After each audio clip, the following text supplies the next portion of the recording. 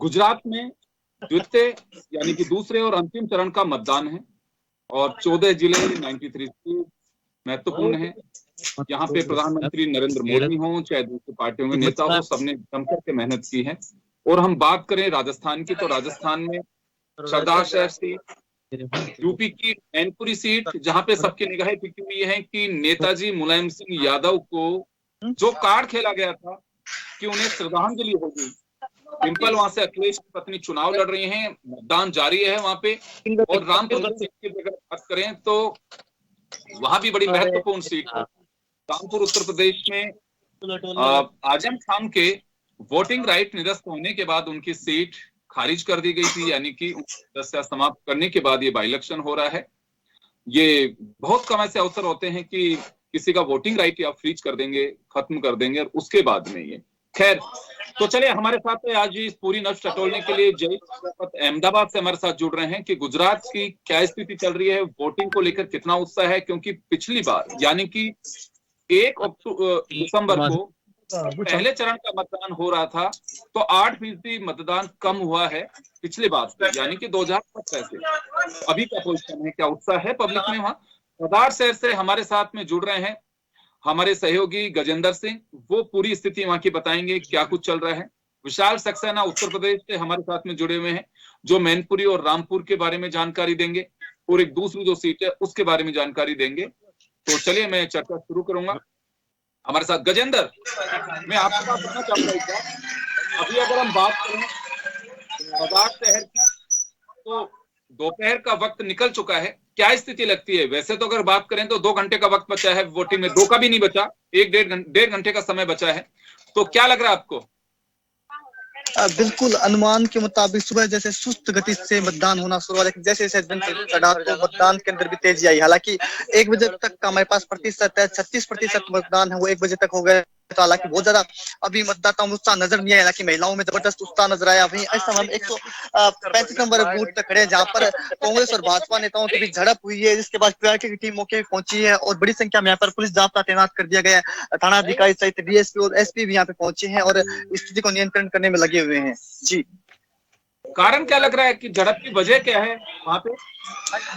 देखिए झड़प की वजह ही वोटिंग को लेकर कुछ जानकारी आ रही है, हालांकि पूरी स्पष्ट रूप से जानकारी आई नहीं है, लेकिन हम पता करने की कोशिश करेंगे। क्या कुछ ऐसी कुछ मामला है वो 115 नंबर बूथ पर भी देखने को मिला, जहाँ पर एक व्यक्ति की मतदान फर्जी मतदान को लेकर भी उस बूथ के ऊपर भी कांग्रेस और भाजपा के कार्यकर्ता है वो आपस में उलझ गए। वहां पर भी पुलिस मौके पहुंची और स्थिति को नियंत्रण में लिया। हालांकि ओवरऑल सरदार शहर के अंदर देखें तो शांतिपूर्ण तरीके से मतदान चल रहा है। सरदार शहर के मतदाताओं की यदि बात करें तो 2,89,000 मतदाता है वो सरदार शहर के अंदर है और 295 बूथ है, उसके अलावा 77 बूथ ऐसे जो बहुत ही संवेदनशील है।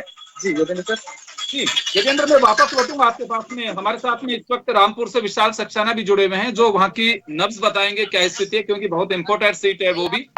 और वहां पे प्रत्याशी जीवित रहते हैं बाई इलेक्शन कराया जा रहा है, क्योंकि उनकी सदस्यता को रद्द कर दिया गया है।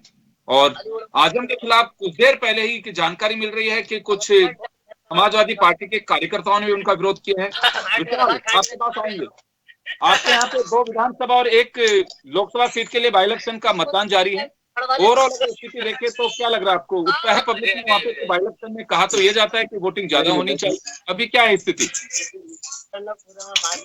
बिल्कुल, देखिए रामपुर चुनाव विधानसभा की हम बात कर लेते हैं। जिस तरीके से सुबह कोहरा चल रहा था तो उसके लेके मतदान जो थे वो कम हो रहा था। वो जो वोटर जो थे अपने घरों से बहुत कम निकल रहे थे, क्योंकि लगातार कोहरे की वजह से जो थे वो कम आ रहे थे। लेकिन अब की हम बात कर लेते हैं तो अब 3 बजे के आसपास का समय हो चुका है, तो वोटर अपने घरों से लगातार निकल रहे हैं और अपने मत का प्रयोग करने के लिए यहाँ पर पहुंच रहे हैं। हालांकि पुलिस प्रशासन की बात करते हैं तो लगातार रामपुर डीएम और रामपुर कप्तान जो है वो लगातार पहुंच रहे हैं। चप्पे चप्पे पुलिस प्रशासन तैनात है जगह, और सुरक्षा व्यवस्था के भी कड़े इंतजाम किए गए हैं। और आजम खान की अगर हम बात करते हैं तो रामपुर से सीट बहुमूल्य मानी जाती है। तो आजम खान रामपुर से 10 बार विधायक रहे थे, तो भारतीय जनता पार्टी के जो प्रत्याशी हैं आकाश सक्सेना और फनी, तो उनको इस चुनाव मैदान में उतारा गया है। तो आजम खान को इस बार हराना शायद कहीं ना कहीं करा लगता है। लेकिन भारतीय जनता पार्टी जो इस समय पूरी जी जान से लगातार जुटी भी है। सूबे के मुख्यमंत्री योगी आदित्यनाथ का भी रामपुर दौरा था, कई बड़े दिग्गज नेताओं का रामपुर दौरा था। तो पूरी दमखम के साथ जो है बीजेपी इस चुनाव में डटी हुई है। तो कहीं ना कहीं इस बार लगता है कि भारतीय जनता पार्टी का परचम यहाँ पर रामपुर में लहर जाएगा। चलिए, लेकिन सवाल ये उठता है कि अपनों से जीते जा रहे आजम खान, वहां पे पता चला है कि कुछ समाजवादी पार्टी के कार्यकर्ता हैं वो भी उनका विरोध कर रहे हैं। क्या वजह, क्या अचानक विरोध? इलेक्शन के जब वोटिंग हो रही है तब उनका विरोध है, ऐसा क्यों? बिल्कुल, बहुत अच्छी बात है कि समाजवादी पार्टी को छोड़कर भारतीय जनता पार्टी की तरफ ये जो जा रहे हैं। हालांकि जो आजम खान के बहुत करीबी थे, वो भी आजम खान को छोड़ के भारतीय जनता पार्टी के सपोर्टर कर रहे हैं, भारतीय जनता पार्टी के सपोर्ट बन रहे हैं, भारतीय जनता पार्टी की ओर खिंचे आ रहे हैं। और जो मुस्लिम लोग हैं वो भी भारतीय जनता पार्टी की तरफ लगातार चले जा रहे हैं। तो कहीं ना कहीं अपने आप में बड़ी बात है कि आजम खान को बड़ा झटका देखने को मिल रहा है कि आजम खान के जो करीबी हैं, आजम खान के जो चाहने वाले हैं, वो भारतीय जनता पार्टी की तरफ आ रहे हैं। शानू फताद की हम बात कर लेते हैं, जो आजम खान के बिल्कुल खास थे, बहुत चाहने वाले थे शानू फताद। तो वो उन्होंने भारतीय जनता पार्टी ज्वाइन कर रखी है, भारतीय जनता पार्टी में स्वयं पहुंच गए, भारतीय जनता पार्टी का परचम लहरा रहे हैं। तो लगातार यहाँ से जो बात करी जाए मुस्लिम लोगों की, तो मुस्लिम लोग जो इस समय भारतीय जनता पार्टी की तरफ जाते हुए दिख रहे हैं। ये पूरा जो बहुमूल्य क्षेत्र मुस्लिम माना जाता है, रामपुर की सीट जो है, तो कहीं ना कहीं इस बार भारतीय जनता पार्टी को बहुत ज्यादा फायदा पहुंच रहा है मुस्लिम बहुमूल्य सीट से। जी, मैनपुरी की अगर बात करें, इकलौती लोकसभा सीट जहाँ पे चुनाव हो रहा है, बाई इलेक्शन,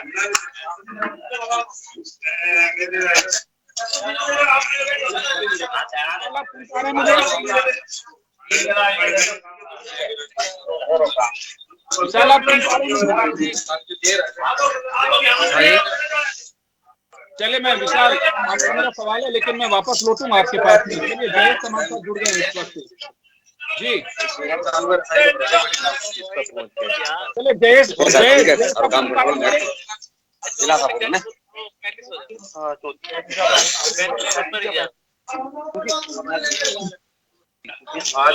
तस्वीर जो दिखाई दे रही है गजेंद्र के पास पुलिस की हलचल बढ़ी है। मैं एक बार रुक करना चाहूंगा सरदार शहर राजस्थान का। गजेंद्र आप सुन पा रहे हैं मुझे? जी बिल्कुल योगेंद्र जी, क्या वजह क्या है? मैं आपके पीछे काफी पुलिस बल देख रहा हूँ, कोई वजह है भी यहाँ पे? देखिए क्या वजह रही है अभी इसका पता हम लगाने की कोशिश करेंगे, लेकिन भाजपा और कांग्रेस के नेता हैं वो आपस में उलझे हैं और हाथापाई तक की नौबत आ रही है, ऐसी सूचना में मिली है। लेकिन हम जानकारी लेंगे क्या वजह रही है। लेकिन ऐसे कई सारे बूथ है जहाँ पर इस प्रकार की खबरें आ रही है कि हल्की नोकझोंक है वो भाजपा और कांग्रेस नेताओं में देखने को मिली है, कार्यकर्ताओं में देखने को मिली है। लेकिन सरदार से कई मुकाबले की बात करें तो पूरे राजस्थान की इस चुनाव के ऊपर नजर है। चुनाव कि अंतिम उपचुनाव था तो ऐसे में कांग्रेस और भाजपा के अलावा आरएलपी तीनों दलों ने अपनी ताकत इस चुनाव के अंदर जोखी थी। कांग्रेस की बात करें तो 15 दिन के भीतर सीएम की 2 रैलियां होना अपने आप में बताया था कि कांग्रेस के लिए चुनाव कितना अहम था। इसके अलावा भाजपा की बात करें तो भाजपा की ओर से जो प्रदेश अध्यक्ष सतीश पूनिया है या फिर नेता प्रतिपक्ष गुलाब सिंह कटारिया है, या इसके अलावा हम ये देखो उप नेता प्रतिपक्ष राजीव राठौर की बात करते हैं, उन्होंने डेरा डाले रखा और गांव देहात के अंदर लगातार भाजपा के पक्ष में लहर बनाने की कोशिश की। इसके अलावा आरएलपी की बात करें तो आरएलपी भी कहीं ना कहीं सिर्फ पुणे मुकाबला बनाने में सरदार शहर में कामयाब हो गया। आरएलपी जबरदस्त लहर है वो ग्रामीण देखने को मिली है। चलिए, तो त्रिकोणीय मुकाबला है। गजेंद्र आप बने रहिए हमारे साथ में, आप बने रहिए। मैं एक बार मैं जयेश का रुख करना चाहूंगा, वो अहमदाबाद से हमारे साथ एक बूथ के सामने से जुड़े हुए हैं। जयेश आप सुन पा रहे हैं मुझे? यार क्या फायदा, आवाजें जा रही हैं उन लोगों के पास, अच्छी बात नहीं है ना यार। मजाक देखो, इससे हट के करो वो ठीक है। बाबा ट्राइपॉड आगे ले लो। जयेश आप सुन पा रहे हैं? जयेश करोगे वो भी कर रहे हैं क्या बात नहीं लड़ाई सर, उधर शोर हो रहा था, जरा कुछ लोग बैठे थे इसलिए ट्राइपॉड साइड किया मैंने अहमदाबाद में बस। और चले उनसे जैसे ही उनकी लगता है कि ऑडियो नहीं कर पा रहा होगा। विशाल आप सुन पा रहे हो मुझे? बिल्कुल बिल्कुल सुन पा रहा हूँ। हाँ, मैं मैनपुरी की हाल स्थिति जानना चाह रहा था आपसे कि मैनपुरी में इकलौती लोकसभा बाई इलेक्शन की जो सीटें हैं उनमें से एक है, और वहां पे नेताजी जो उत्तर प्रदेश में अपनी एक अलग पहचान रखते हैं, मुलायम सिंह यादव, उनके दिवंगत होने की वजह से जगह खाली हुई है। डिम्पल वहां से मुकाबले में है, अखिलेश की पत्नी है, सबकी निगाहें उस सीट पे टिकी हुई है। तो वहां की कुछ जानकारी आ रही है कि वोटिंग की स्थिति क्या है वहां पे? नहीं, अभी तो वहां की वोटिंग की स्थिति की हम पूरी डिटेल नहीं बता सकते, क्योंकि मैनपुरी का ये पूरा मामला है, तो वहां की भी जानकारी भी नहीं है। जिस तरीके से वहां का चुनाव भी थोड़ा हल्का सूत्रों में पता लगा था कि वहां का चुनाव जो था वो पार्टी के टक्कर में चल रहा था, परसेंटेज भी वहां पर ठीक चल रही थी, लेकिन अभी पूरी जो फिगर है वहां की हम बिल्कुल बता नहीं सकते। जी, तो लगातार ये बात कही जा रही थी कि मुलायम सिंह को ये एक श्रद्धांजलि होगी वहां के मतदाता की, वो कोई चर्चा है अभी वहां पे? नहीं, बिल्कुल रामपुर में इस तरीके से ऐसी कोई चर्चा नहीं चल रही, क्योंकि यहाँ पर जो आजम खान की 10 बार की सीट है उसी को लेकर बस यहाँ पर चर्चा है, क्योंकि यहाँ से जो समाजवादी पार्टी से कदम लेता है आजम खान। मैं मैनपुरी के बारे में जानकारी चाह रहा हूँ कि मुलायम सिंह यादव को लेके कहा जा रहा था कि उन्हें श्रद्धांजलि होगी, वहां के मतदाता डिम्पल को जिताएंगे तो वो एक श्रद्धांजलि होगी मुलायम सिंह यादव के प्रति, उसका कोई बेनिफिट मिलेगा वहां पे? नहीं, ऐसा तो कुछ नहीं, यहाँ बेनिफिट नहीं मिलने वाला है, ना ही इस तरीके की यहाँ कुछ चर्चा में चल रहा है। ये जो पूरा मामला है अभी यहाँ पर पूरी तरीके से नहीं है, तो इस तरीके से कोई बातें ऐसी नहीं आ रही है यहाँ से मीनपुर की तरफ से निकल के जो आप बता रहे हैं। बिल्कुल चलिए, आप बने रहिए। चल रहा है क्या?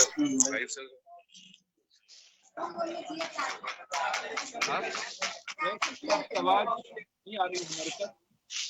मैं वापस रुख गजेंद्र का ही करना चाहूंगा एक बार। गजेंद्र, वोटिंग परसेंटेज की अगर हम बात करें तो दोपहर तक का जो सामने आ रहा है उसको लेकर के कुछ कहा जा सकता है कि वोटिंग थोड़ा सा स्लो है। अभी क्या लग रहा है आपको, वहां पे बूथ पे कतार वगैरह दिख रही है वोटिंग? योगेंद्र सर, मैं आपको बता दूं कि चूरू जिले के वरिष्ठ संवाददाता जन टीवी के कौशल जी हमारे साथ जुड़ चुके हैं। सर, यहाँ पे आप आए हो, काफी तनावपूर्ण हो गई थी, क्या वजह रही है, आपने सबसे बड़ी बात ये है कि चुनाव शांतिपूर्ण चल रहा था।